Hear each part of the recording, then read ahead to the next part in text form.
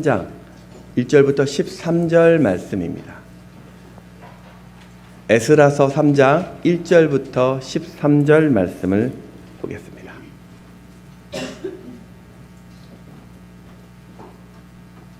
네. 교독하겠습니다. 이스라엘 자손이 각자의 성읍에 살았더니 일곱째 달에 이르러 일제히 예루살렘에 모인지라.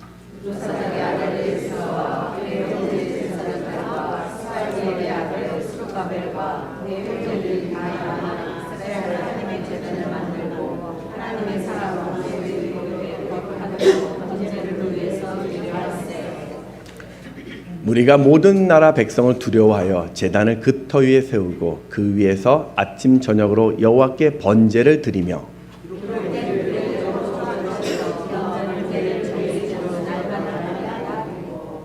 그 외에는 항상 드리는 번제와 초하루와 여호와의 모든 거룩한 절기의 번제와 사람이 여호와께 기쁘게 드리는 예물을 드리되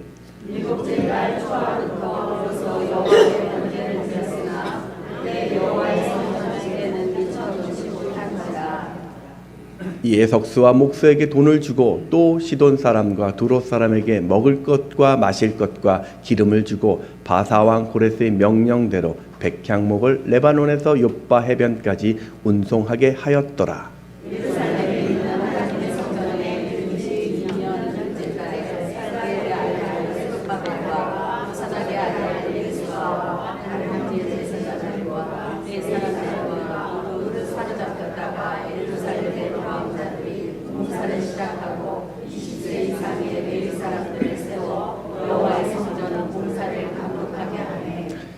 이에 예수아와 그의 아들들과 그 형제들과 감메엘과 그의 아들들과 유다 자손 헤나닷 자손과 그의 형제 레위 사람들이 일제히 일어나 하나님의 성전 일꾼들을 감독하니라.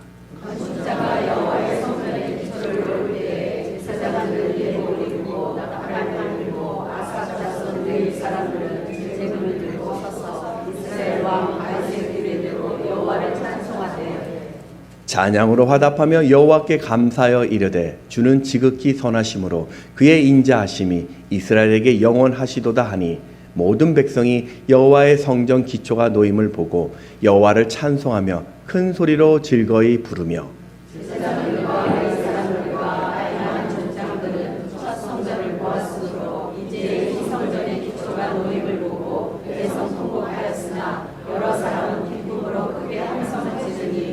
함께 읽겠습니다. 백성이 크게 외치는 소리가 멀리 들리므로 즐거이 부르는 소리와 통곡하는 소리를 분간하지 못하였더라.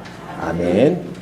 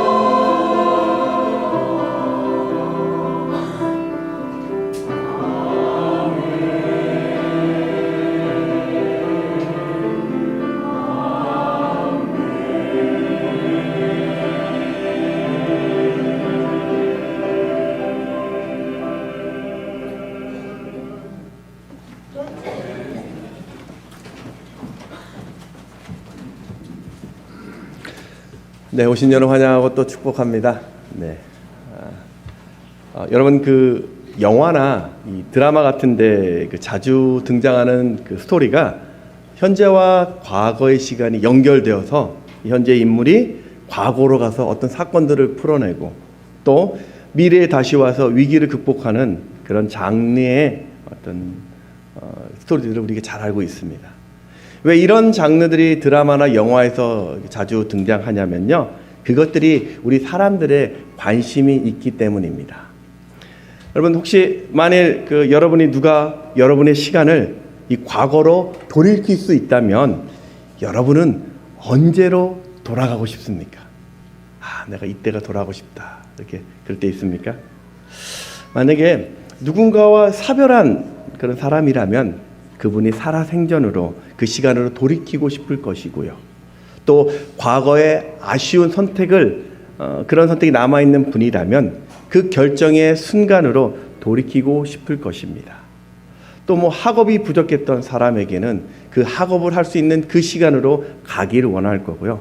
또 심지어 어떤 분들은 내가 좀 과거로 가서 주식을 좀 하거나 로또를 좀 하거나 아니면은 부동산을 내가 사겠다, 이제 그런 분도 혹시 있지 않을까요? 때로 이런 분은 없겠죠. 내가 결혼 전으로 돌이키고 싶다. 이런 분은 없겠죠. 네. 있습니까? 그럼 안 됩니다. 예, 여러분들 왜 우리가 이런 상상들을 할까요?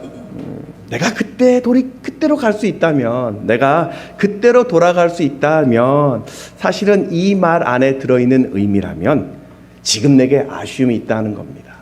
다시 말해서 내 삶에 만족이 없다라는 말이고, 거꾸로 회복하고 싶다라는 그런 갈망이기도 합니다.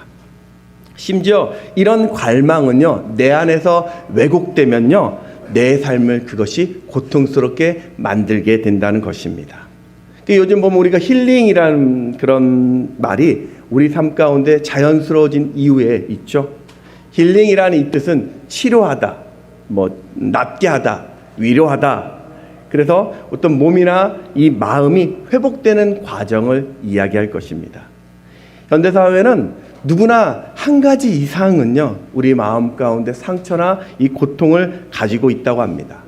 사회 공동체에 살아가다 보니까 그 사회의 법이나 규칙 속에서 상대적인 박탈감을 가질 수도 있고, 때로는 모멸감을 느낄 때도 있고, 이 갈등이나 스트레스 때문에 결국 그것들이 내 몸과 마음을 지치게 한다는 거죠.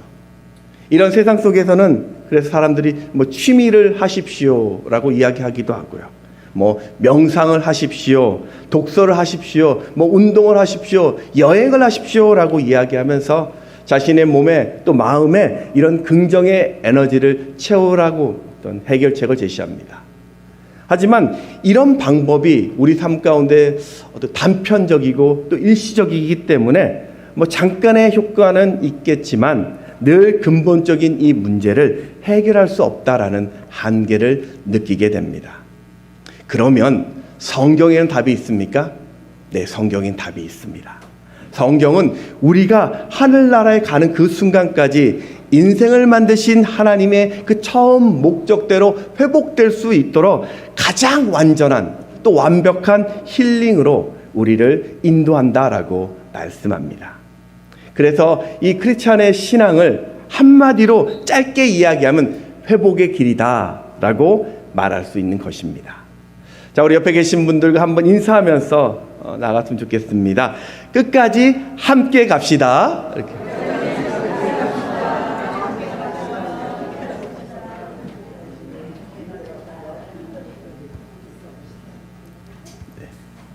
네, 약속하셨습니다. 끝까지 함께 하셔야 됩니다. 이 하나님을 범죄한 이스라엘은 이 남과 북이 이제 분열됩니다. 그래서 북이스라엘은 BC 721년경에 이 호세아 왕 때 아수르에게 멸망을 당합니다. 그리고 남아있는 남유다는 BC 586년경에 시드기야 왕 때 바벨론 이 느부갓네살 왕에 의해서 멸망을 당하고 그 바벨론 포로가 끌려가면서 역사 속에서 남유다도 사라지게 됩니다. 이제 하나님은 70년의 징계 후에 이스라엘의 회복을 준비하셨습니다. 오늘 우리가 볼 이 에스라서는요, 대제사장 아론의 16대 손으로서 율법을 잘 아는 학자이자 제사장이었습니다. 그는 이 페르시아 아닥사스 왕의 총애를 받아서 왕의 조서를 가지고 2차로 유다 백성들을 예루살렘으로 복귀시킨 주인공입니다. 이 에스라서는 총 10장으로 되어 있는데요. 1장부터 6장까지는 에스라가 귀환하기 한 9년 전에, 그러니까 여수아와 스룹바벨을 중심으로 1차 귀환한 사람들의 성전 재건 이야기라면, 이 에스라 7장부터 10장은 에스라 자신의 귀환과 또 성전 회복 운동의 내용을 담고 있습니다. 오늘 저는요, 세상에 이런 일시적인 그런 힐링 대신에 하나님이 주시는 가장 완벽하고 또 영원한 그 진짜 회복, 그리고 진짜 힐링을 우리가 어떻게 누릴 수 있는지 두 가지로 살펴보겠습니다. 첫 번째, 회복은요, 은혜 있는 곳에서 시작됩니다. 이게 힐링의 첫 시작입니다. 인생의 회복이라는 것은요, 은혜의 장소에 있을 때 시작된다는 것입니다.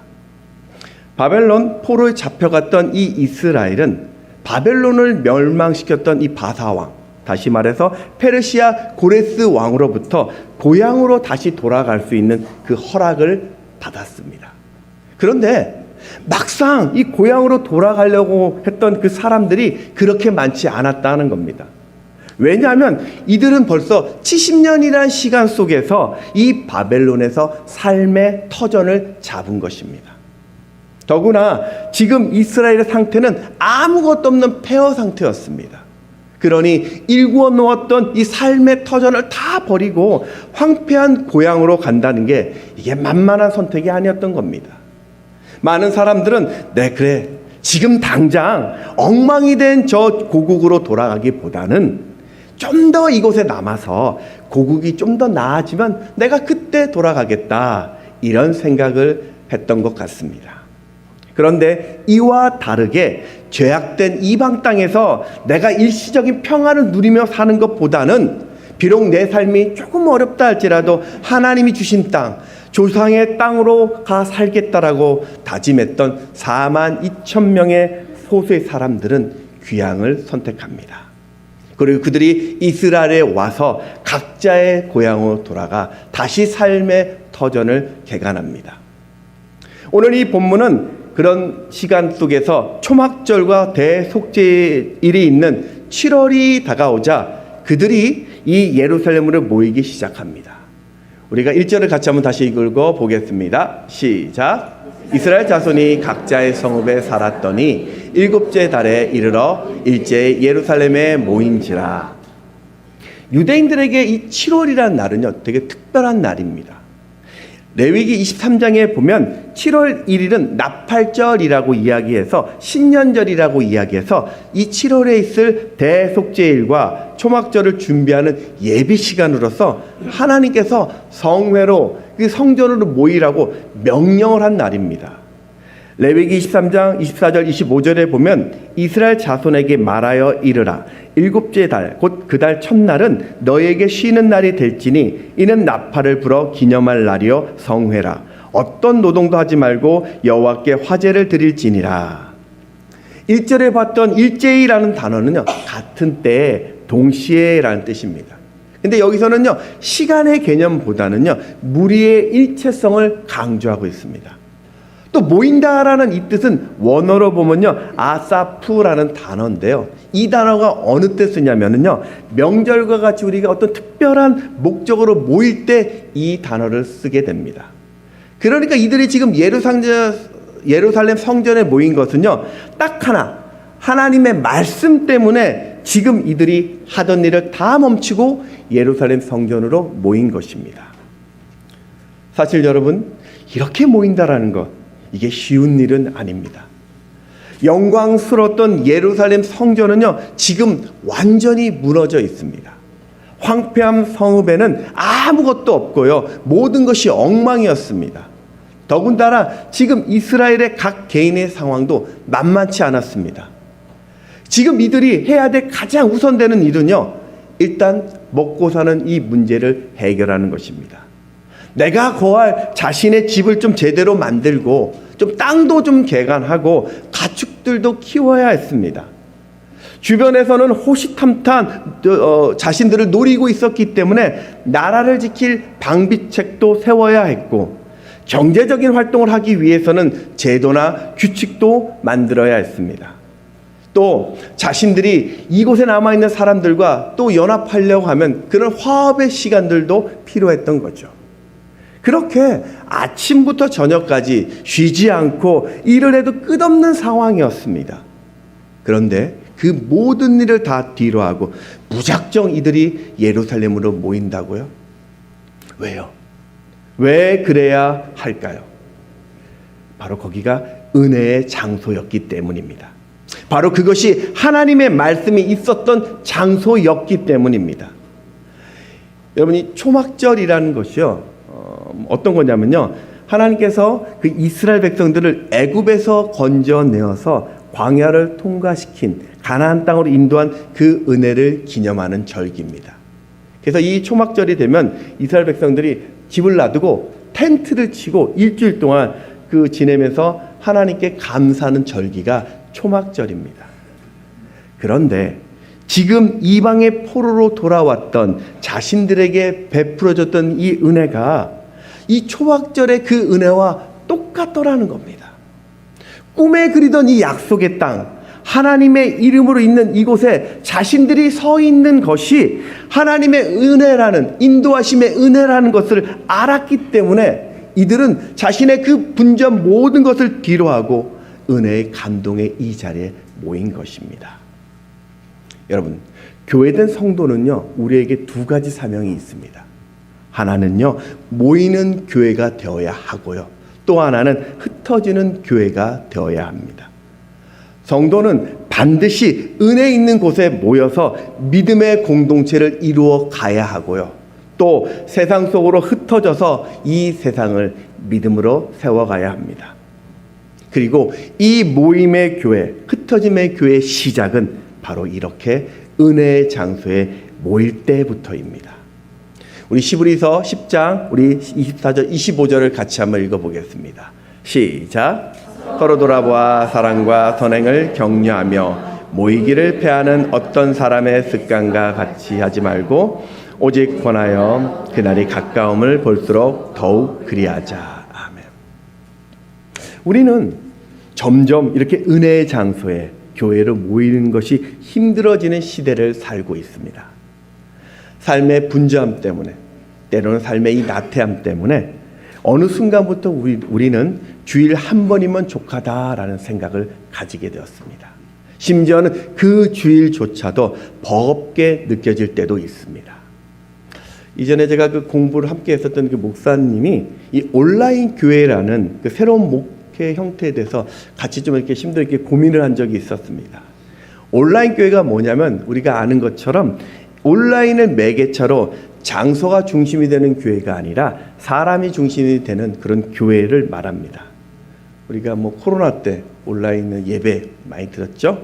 그런 것처럼 이 온라인에서 예배하고 또 온라인에서 목장 모임하고 온라인에서 양육도 하고 온라인으로 신방하고 이런 교회의 어떤 모습들입니다. 제가 감히 그게 맞다 틀리다라고 말할 수는 없지만요, 개인적으로는 그래도 저는요, 장소의 소중함이 더 크다라고 생각합니다. 왜냐하면 이런 온라인의 약점이요, 은혜의 소속감이 약해진다라는 겁니다. 하나님이 오늘 이곳으로 우리를 불러주셨고 기도로 눈물로 서로 어우러져서 형제 자매를 사랑하고 섬기면서 하나님이 주신 이 은혜로 함께 어우러져가는 이 공동체의 연합은요, 온라인보다는 이 오프라인이 더 강할 수밖에 없다는 거죠. 사실 이 온라인 예배는요, 이 거동이 불편하신 분을 위해서 해외에 계시거나 또 현장에 참여할 수 없는 그런 특수한 환경에 계신 분들을 위하여 선교적인 목적으로 시작된 겁니다. 여러분, 은혜 있는 곳에서 멀어지면요, 우리가 이런 은혜의 소속감이 약해지면 그때부터 우리는 영적으로 고립되기 시작합니다. 아무리 탁월해도 영적으로 고립되기 시작하면요, 바로 무너지게 된다는 것입니다. 위대한 선지자 엘리야를 보십시오. 그가 갈멜산에서 850대 1이라는 그런 멋진 영적 승리를 한 후에 이 땅에 하나님의 사람이 나 혼자밖에 없다라고 그 생각에 빠지자 이 영적 고립감에 무너져서 결국 내 인생 모든 것이 끝났다라고 목숨까지도 버리려 했습니다. 우리 열왕기상 19장 10절을 같이 한번 읽습니다. 시작.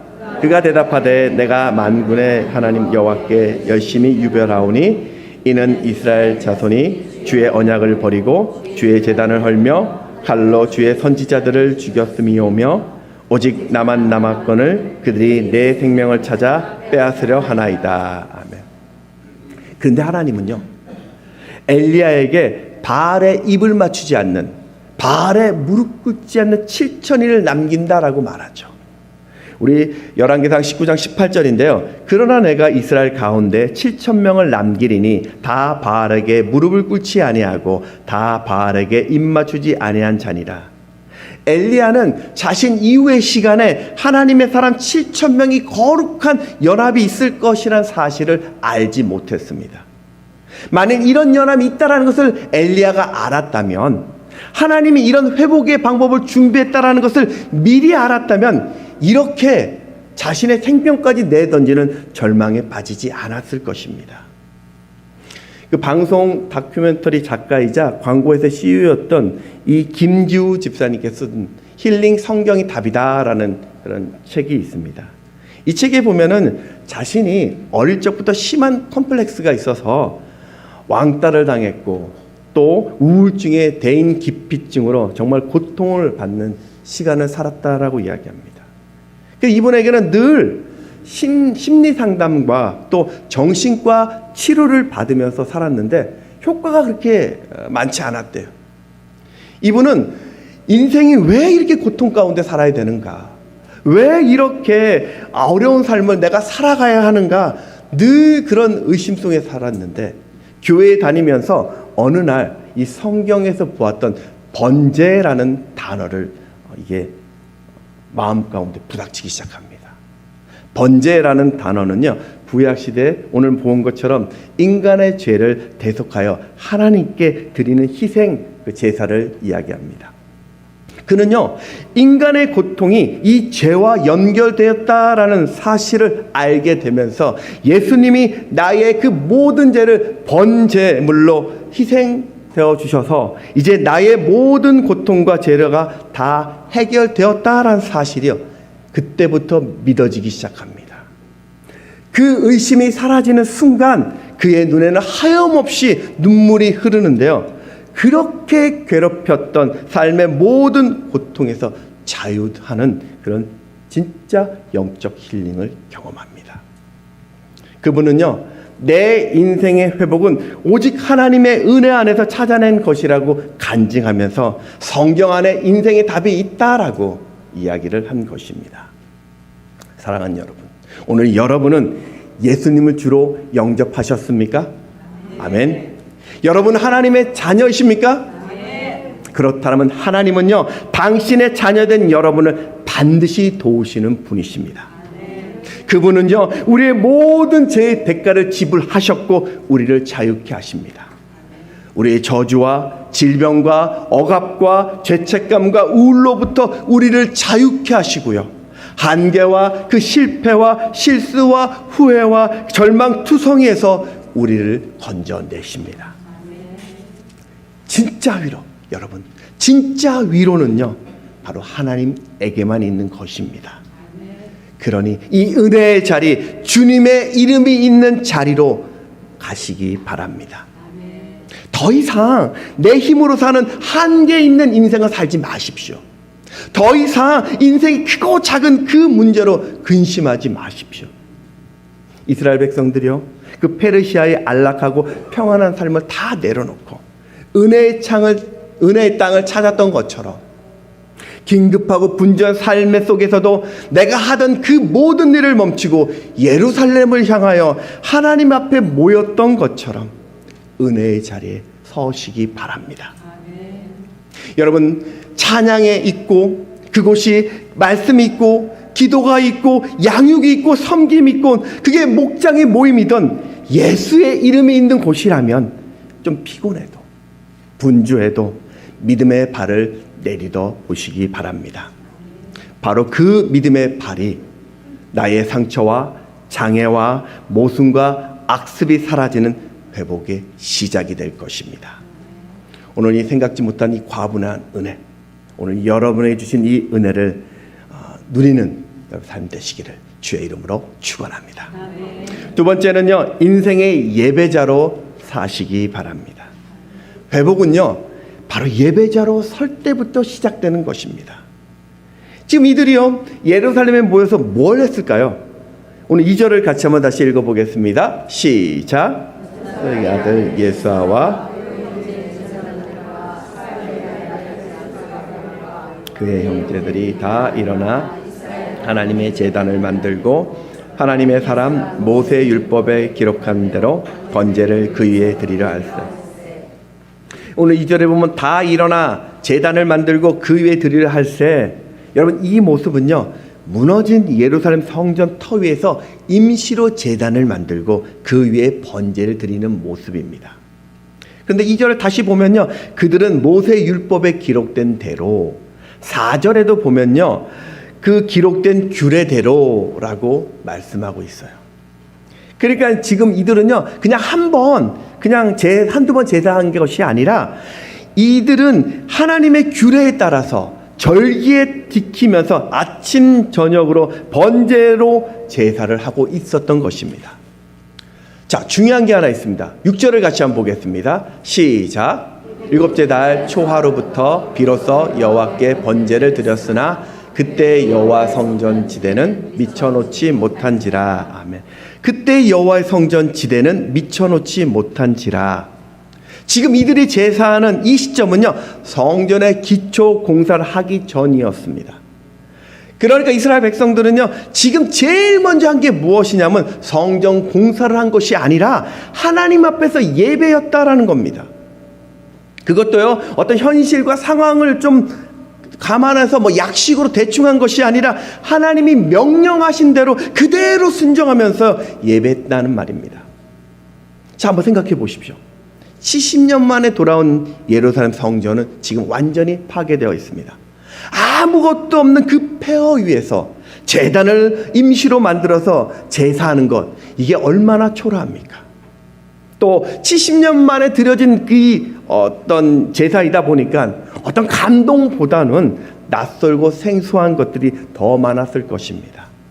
우왕좌왕했을 것이고요, 아마도 많은 시간들이 소요되었을 텐데 그래도 백성들은요, 그 자리를 떠나지 않고 뜨거운 햇살을 맞으면서 제사하고 있었습니다.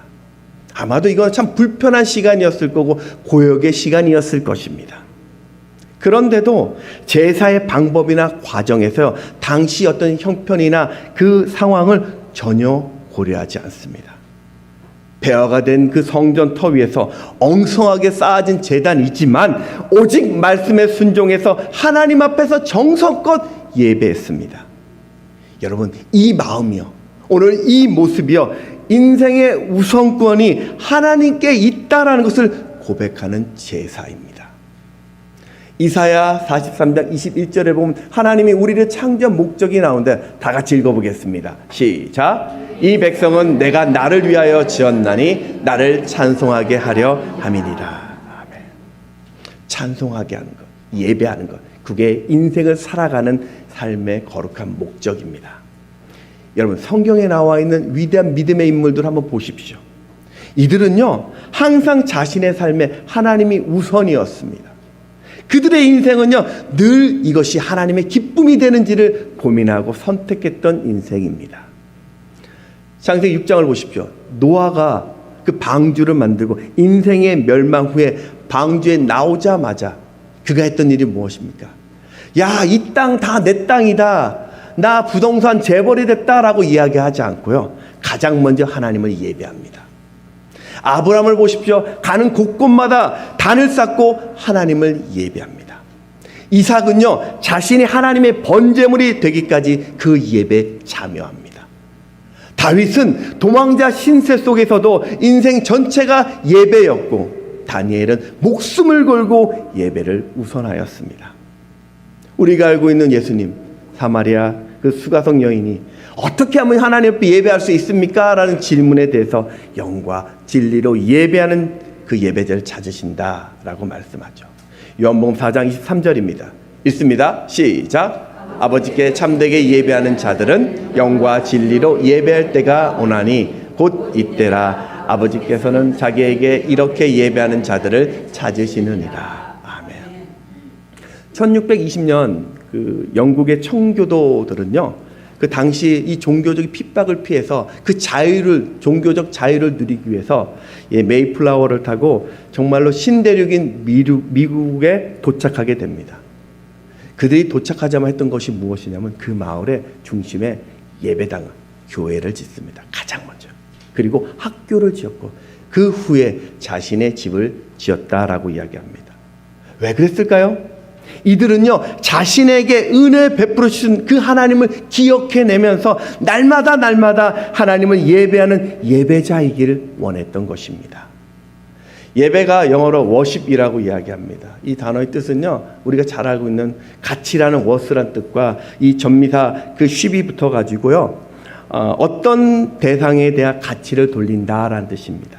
우리가 하나님을 예배한다라는 이 말은요, 하나님을 내 인생 최고의 가치로 둔다라는 뜻입니다. 내 인생의 가장 중요한 가치가 하나님이시다. 내가 그 하나님 앞에 서는 것이 최고의 기쁨이 되어진다. 내가 어떤 상황 속에서도 하나님을 예배할 것이다. 이것이 영과 진리로 하나님을 예배하는 것입니다. 이스라엘이 그렇게 영과 진리로 제사했을 때, 예배했을 때 어떤 일이 벌어졌을까요? 이스라엘 백성들이 하나님은요, 내가 성전을 재건해서 제대로 하나님 앞에 제사해야 되겠다라는 그런 거룩한 열망을 주셨습니다. 7절에 보면요, 백성들이요, 자원에서 헌금을 하고요, 성전 재건에 필요한 인력과 물자를 확보하기 시작합니다. 7절을 같이 한번 읽습니다. 시작. 이에 석수와 목수에게 돈을 주고 또 시돈 사람과 두롯 사람에게 먹을 것과 마실 것과 기름을 주고 바사왕 대로 백향목을 레바논에서 요빠 해변까지 운송하게 하였더라.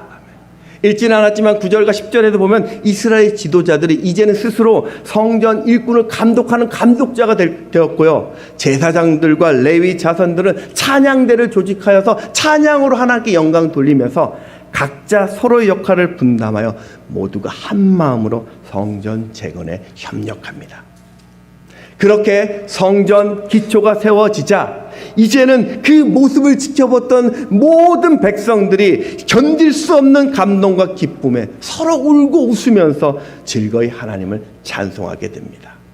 오늘 11절부터 13절을 좀 길지만 같이 읽습니다. 시작. 찬양으로 화답하며 여호와께 감사하며 이르되 주는 지극히 선하심으로 그의 인자하심이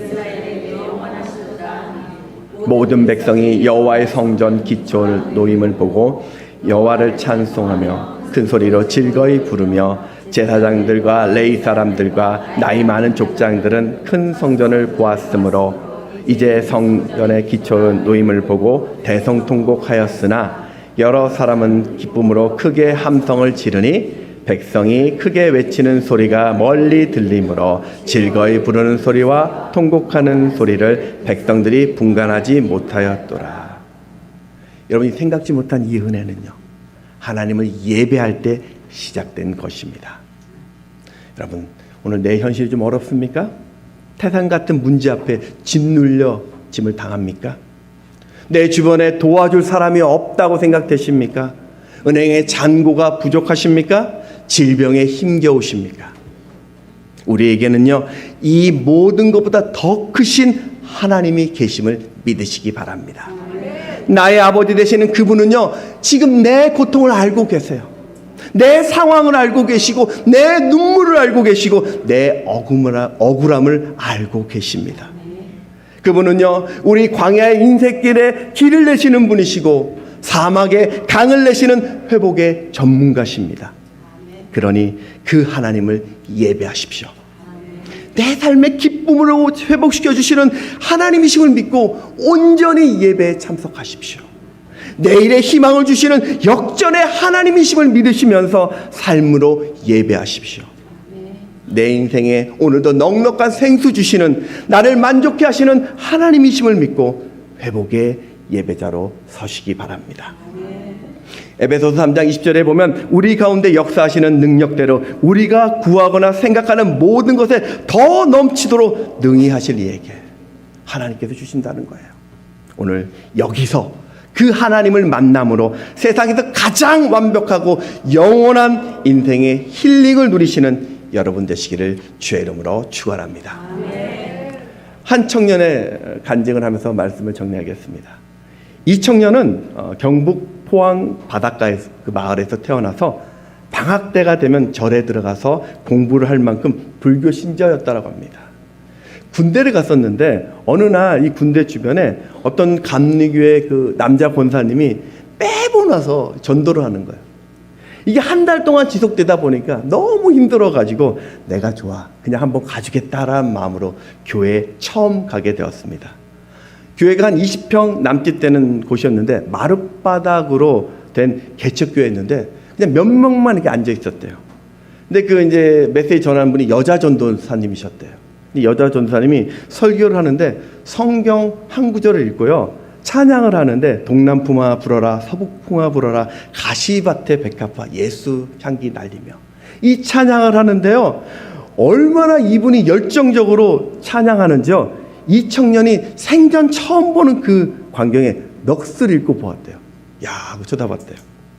그러면서 이 청년 마음 한켠에 어떤 마음 생기냐면요, 야 예수 믿는 사람 저렇게 기쁜가 보다, 야 예수 믿으면 저렇게 행복한가 보다 라는 생각이 들었대요. 예배가 끝나고 나서 그 전도사님한테 저도 이런 기쁨 누릴 수 없습니까? 했더니 전도사님이 할 수 있다고, 가능하다고, 예수 믿으면 된다는 거예요. 근데 예수를 믿어야 되는데 예수 믿는 것은 은혜를 받아야 예수를 믿을 수 있다라고 말씀하셨대요. 그래서 이 청년에게 인천의 어떤 기도원에 가면 지금 부흥 집회 할 수 있는데 이 부흥 집회에 참석해서 사모하고 기도하면 누릴 수 있다는 거예요. 이 청년이요, 정말 믿음이 있었는지 20일의 휴가를 받아서 기도원의 부흥 집회 맨 앞자리에 참여해서 사모하면서 부르짖었답니다. 처음 초신자인데 기도를 알겠습니까? 딱 하나 가르쳐줬대요. 주여라고만 부르시면 된다고. 주여 하면은 부르면 나머지 하나님이 다 아시니까 이 청년이 무조건 기도하는데 주여 주여 주여만 하고 불렀다고 합니다. 그냥 부르짖었는데 집회가 끝났는데 어떻게 되었을까요?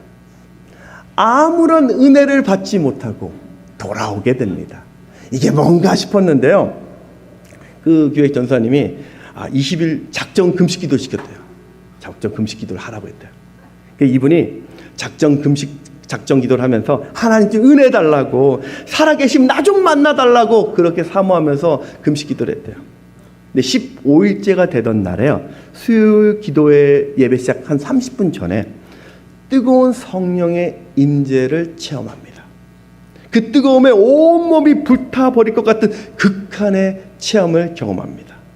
끊임없이 회개가 나오고 자신의 부족함과 죄가 토설하면서 주님 앞에 몸부림치는데 그렇게 바닥에 5시간을 뒹굴고 나서 이후에 마음속에는요, 세상 무엇과도 바꿀 수 없는 그 기쁨이 찾아오더래요.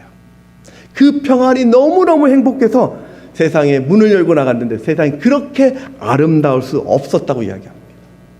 이 청년이요, 이제는 날마다 하나님을 우선하는 삶, 예배하는 삶을 살면서 진심으로 하나님을 사랑하고 신학을 해서 목회자가 되어서 불교의 도시 경남 양산에 교회를 개척합니다.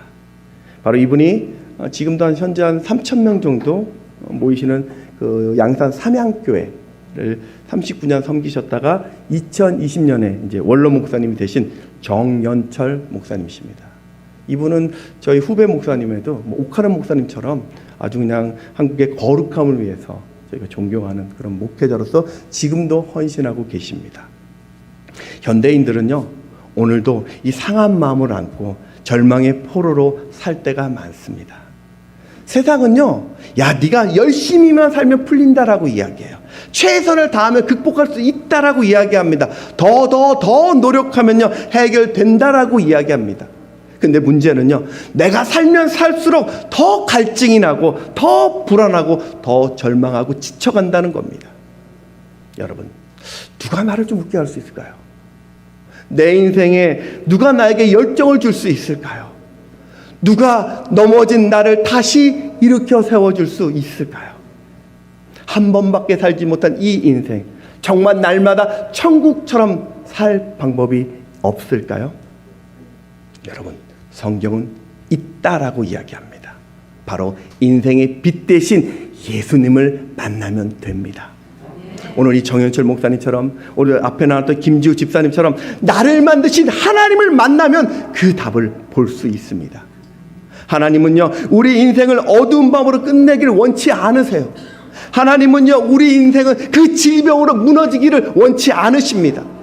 하나님은요, 우리의 인생을 그 절망으로 무너지기를 원치 않으세요. 그러니 여러분, 하나님의 이름이 있는 그 자리라면 그 자리를 사모하시고 모이시기 바랍니다. 나아가 내가 어떤 자리에 서 있든 예배자로 성공하시기 바랍니다. 하나님 앞에서 여러분의 삶을 예배로 드린다라면 하나님은요, 오늘 내 생각을 뛰어넘는 그 놀라운 능력으로 나를 치유하실 것이고, 그 회복이, 그 축복이 오늘 나를 넘어서 내 자녀에게, 내 가정에게, 내 목장에게, 내 교회에게 거룩한 은혜로 채워지게 할 것입니다. 그 은혜의 시작, 바로 여기서부터이고, 오늘 지금 여러분으로부터 시작된다는 사실을 믿으시고 하나님 앞에 거룩으로 나아가는 그런 회복의 인생을 사는 여러분 되시기를 주의 이름으로 축원합니다. 우리 함께 찬양합니다. 하나님이 여러분을 지으셨